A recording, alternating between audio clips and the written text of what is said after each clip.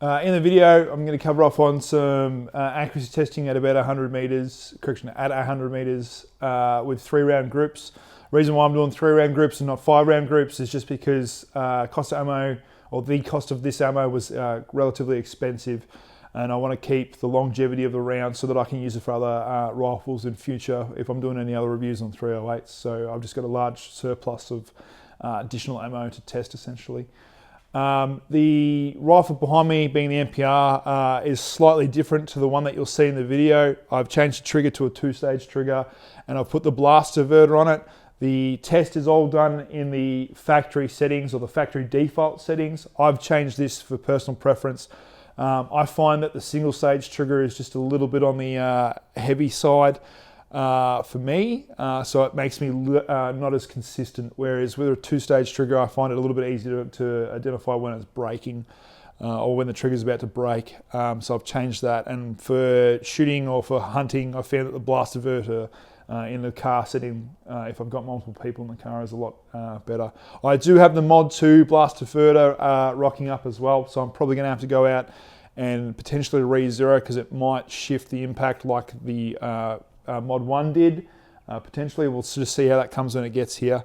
I am doing a further review on the production model of the MPR as well. That'll be coming out shortly. I'm just waiting for my thermal to rock up so that I can do some additional footage with that, and also I just want to take it out hunting more to get just to get more rounds down range essentially. So yeah, enjoy. If you have any questions down in the comments, let me know. I shot this with the 2-stage trigger and the blast diverter on with ADI 168 grain and posted that. I'll also link that to this video just so you, if for those that haven't seen it, can go and watch that. I found personally for me that the heavier grain, so the 168 grain and up, worked a little bit better in that more sub MOA realm than an MOA realm essentially. So you're looking at about a sub MOA to an MOA. I'd say most ammunition about an MOA, and then the 168 grain that I found with the ADI, I can get that sub MOA, and the Fiocchi 180 grain. You'll also see on the front cover or in the thumbnail of the video that there was some Federal Fusion 180 grain. I've lost the footage for that, so I'm going to have to go out and reshoot it, but what I can say is that it worked exactly the same as the 180 grain Fiocchi, pretty much sub MOA, no real issues with that. So if you're looking at using that, by all means. I also want to caveat the video with, like, just because I've gone out and done this accuracy testing doesn't mean that this round's going to work perfectly for your gun. Every gun's different, slightly different, so some ammunition may work for me and not work for you, so go out and do your own testing. However, this might get you into the ballpark of a good ammunition to buy essentially. Okay, but yeah, thank you, enjoy the video. If you have any comments, leave them down and I'll try and get to them and answer them. The ADI 168 grain ballistic tip.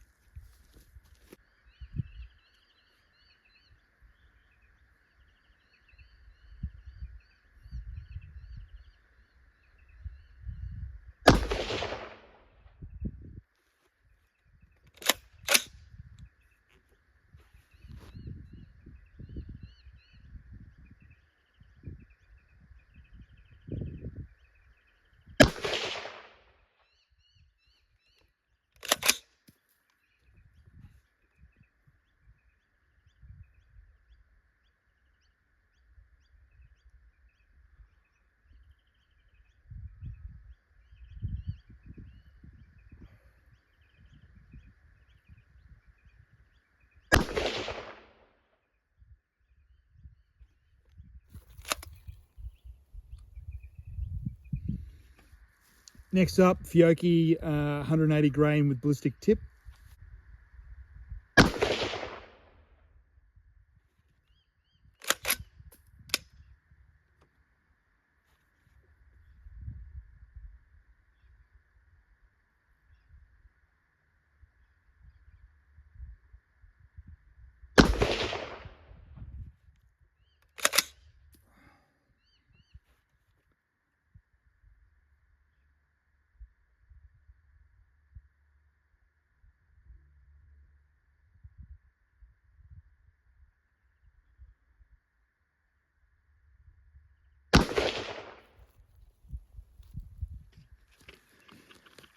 Now, I'm probably going to cop a bit of shit for this because you can't buy this anymore. However, the next one is Hornady Zombie 168 grain.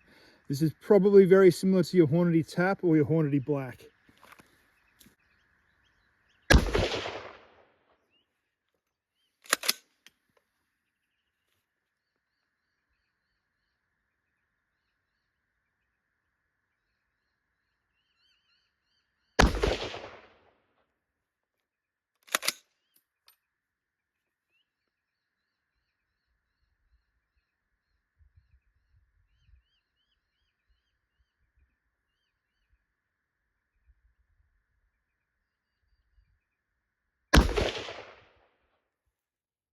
Winchester match 155.5 grain. Point to note with this one, it has a burger projectile in it. However, it's too long in the magazine. Obviously they're trying to get it more accurate because they want the round closer to the lands. However, I'm gonna have to single feed this, so it might be a bit of a pain in the ass.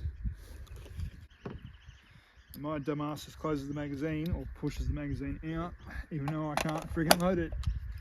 Classic.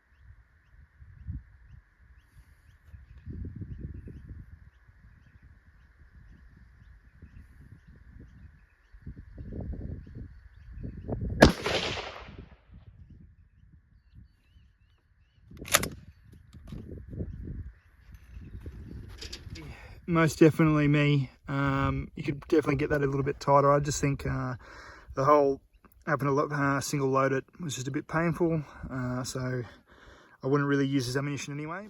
Next, ADI 135 grain.